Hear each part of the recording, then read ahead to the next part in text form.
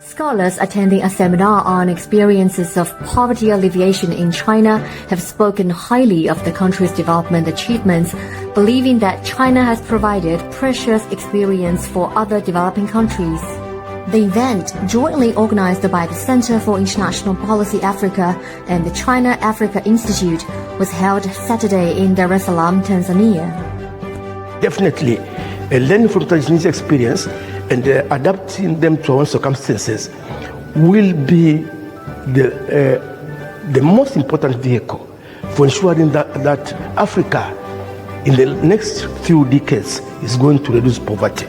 So this lecture, as I said, it was very enriching, and we are going to borrow a leaf definitely to see how we can move forward. The attendees also talked about implications of China's experience for China-Tanzania cooperation under the Belt and Road Initiative. In our Chinese traditional saying, there's a very popular saying that is, if you want to be rich, you have to build roads and bridges. I think the notion of the Belt and Road Initiative perfectly corresponds to this notion.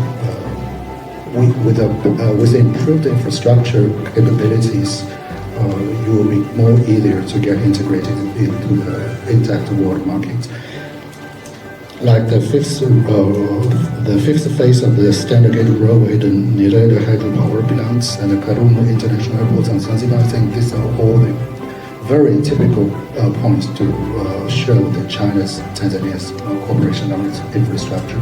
I think from my point of view, the opportunities provided by the China-Tanzania cooperation and the BRI is also great opportunities for China to share its experiences and the public good as the world's second largest power, as well as the world's largest developing country.